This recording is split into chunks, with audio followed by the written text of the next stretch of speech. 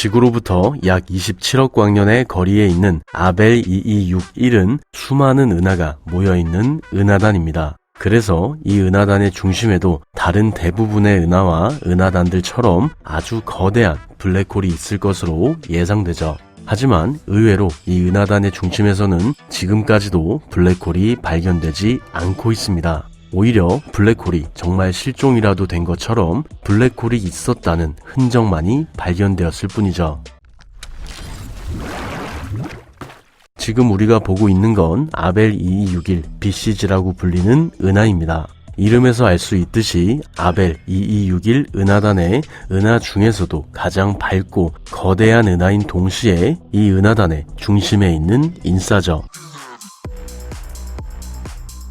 그래서 이 은하의 중심에 태양의 약 30억에서 1000억 배에 달하는 질량을 가지는 초거대 질량 블랙홀이 있을 것으로 예상되었습니다. 하지만 지금까지도 블랙홀이 발견되지 않았고요. 오직 스폴라우가 아벨 2261 BCG에서 관측한 15 마이크로 가우스의 세기를 가지는 자기장, 즉 블랙홀이 존재했었다는 흔적만이 발견되었습니다. 그리고 바로 이를 통해 이 은하의 중심에 최소 약 4800만 년 전까지만 해도 블랙홀이 활동했던 것으로 예상되죠. 그렇다면 이 은하의 중심에서 어떤 일이 있었길래 이렇게 말도 안 되게 거대한 블랙홀이 사라지게 된 걸까요? 결론부터 이야기하자면 정확히 모릅니다.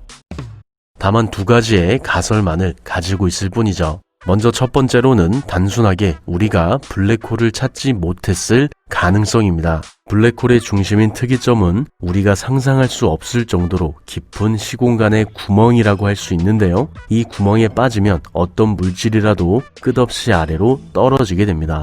심지어 빛마저도 이 구멍을 빠져나오지 못하죠. 이로 인해 우리는 맨눈으로 블랙홀을 볼 수 없습니다. 우리가 무언가를 본다는 건 결국 물체에 반사된 빛을 보는 것이기 때문이죠. 그래서 빛을 모두 삼켜버리는 블랙홀을 관측하기 위해서는 블랙홀의 주변을 공전하는 별의 움직임이나 블랙홀을 감싸고 있는 강착 원반에서 나오는 빛처럼 간접적인 증거를 이용해야 합니다. 참고로 별의 움직임을 이용한 관측은 우리 은하 중심에 있는 블랙홀인 궁수자리 A별의 관측을 예로 들 수 있는데요. 궁수자리 A별 주변을 공전하고 있는 별인 S2의 궤도를 보면 블랙홀에 의해 심하게 찌그러진 타원형의 궤도를 가지고 있는 걸 볼 수 있고, 블랙홀과 가장 가까워지는 지점에서는 강한 중력에 의해 초속 약 5000km의 속도를 가지게 되는 것도 볼 수 있습니다. 그리고 바로 이런 별의 움직임을 통해 이 별 S2의 중심에 블랙홀이 있을 것으로 예상해 볼 수 있죠. 물론 S2 말고도 S14나 S12 같은 별들을 비롯한 다른 별들의 궤도도 이 중심에 블랙홀이 있다는 간접적인 증거입니다. 그리고 블랙홀의 강착 원반에서 나오는 빛을 통한 관측은 별의 움직임보다는 더 직접적으로 블랙홀의 존재를 알려주는데요. 이 방법은 M87 은하의 중심에서 찍힌 블랙홀 사진이 가장 대표적이죠. 이 사진을 보면 가운데 구멍이 뚫려 있는 것처럼 보이는데 이 검은 구멍이 바로 블랙홀의 그림자고요. 바깥의 주황색 부분이 바로 강착 원반의 빛이죠. 하지만 이렇게 블랙홀을 관측하는 방법에는 약점이 있습니다. 바로 블랙홀 주변이 텅 비어 있을 경우 블랙홀을 볼 수 없다는 점이죠.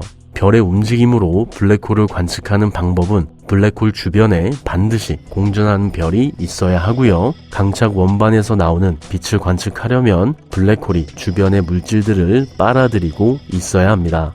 왜냐하면 강착 원반은 블랙홀 주변의 물질들이 블랙홀 안으로 빨려 들어가면서 만들어지고, 이때 이 물질들이 서로 부딪히며 온도가 높아져야 빛이 방출되기 때문이죠. 그래서 만약 아벨 2261 BCG 은하의 중심이 비어 있다면 이곳에 블랙홀이 있다고 하더라도 우리는 이 블랙홀을 찾을 수 없게 됩니다. 두 번째 가능성은 이 블랙홀이 은하계 밖으로 튕겨 나갔을 경우인데요. 대부분 은하와 은하가 서로 충돌하게 되면 이 두 은하 안에 있는 별들은 서로 멀리 있기 때문에 안전하지만 이 충돌을 주도한 은하 중심의 블랙홀들은 서로 점점 더 가까워지게 됩니다. 그리고 이로 인해 두 블랙홀의 공전이 점점 빨라지면서 상대성 이론에 따라 중력파를 방출하게 되고요. 이렇게 중력파가 방출됨에 따라 이 두 블랙홀은 서로 더 가까워지게 되고 마지막에는 충돌하게 됩니다. 그리고 이 순간 블랙홀의 충돌로 인해 중력파가 방출될 때 이 두 블랙홀의 질량이 서로 다르다면 바깥으로 튕겨나가게 되는데요. 이런 현상을 블랙홀 킥이라고 부르기도 하고요. 리코일링 블랙홀이라고 부르기도 합니다. 이름 그대로 정말 발로 찬 것처럼 블랙홀이 튕겨나가는 현상이죠.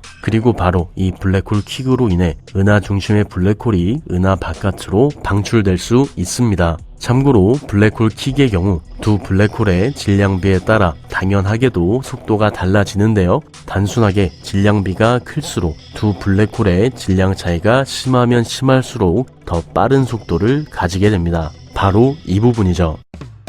아벨 2261BCG 은하의 중심을 보면 벌지 부분이 이상할 정도로 부어있는 걸 볼 수 있는데요. 이렇게 벌지 부분이 부풀어 있다는 건 어쩌면 이 은하의 중심의 블랙홀이 다른 블랙홀과 충돌했다는 걸 의미할 수 있습니다. 두 블랙홀이 충돌하며 방출된 강력한 중력파가 은하 중심의 물질을 바깥으로 밀어낸 흔적일 수 있다는 거죠. 그리고 이때 일어난 블랙홀 킥으로 인해 은하 중심의 블랙홀이 은하 바깥으로 쫓겨나게 되었고 지금도 우주공간 어딘가를 헤매고 있을 수 있습니다. 그래서 지금까지도 이 블랙홀이 발견되지 않았을 수도 있죠. 마지막으로 정리해보자면 아벨 2261 은하단의 중심에는 수많은 은하를 묶어줄 수 있는 거대한 블랙홀이 존재할 것처럼 보이지만 실제로는 블랙홀이 존재했다가 사라진 흔적만이 발견되었습니다. 그리고 우리는 어떻게 이런 일이 일어났는지 정확히 밝혀내지 못했죠. 그저 이 은하단의 중심이 텅 비어있어 이 블랙홀을 관측하지 못했을 것이라는 가설과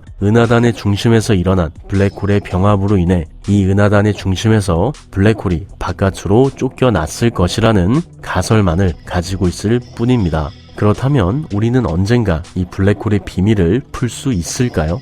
결론부터 말하자면 첫 번째 가설이 맞다면, 즉 블랙홀이 있지만 우리에게 보이지 않는다는 가설이 맞다면 아마도 올해 말에 발사될 제임스 웹 망원경이 이 블랙홀을 찾을 수 있을 겁니다. 하지만 만약 두 번째 가설이 맞다면 이 중심의 블랙홀이 블랙홀 킥에 의해 바깥으로 쫓겨났다면 인류가 끝나는 그날까지도 우리는 이 블랙홀의 행방을 찾지 못할 겁니다. 왜냐면 블랙홀이 은하에서 쫓겨나 우주를 떠돌고 있다면 찾을 방법이 없기 때문이죠. 따라서 만약 두 번째 가설이 맞다면 우리는 인류가 끝나는 그날까지 이 블랙홀을 찾지 못할 것이고 이 블랙홀은 그날의 비밀을 간직한 채 우주 어딘가를 계속해서 떠돌아다니게 될 겁니다. 그리고 우리는 이 블랙홀의 비밀을 영원히 알 수 없게 되겠죠.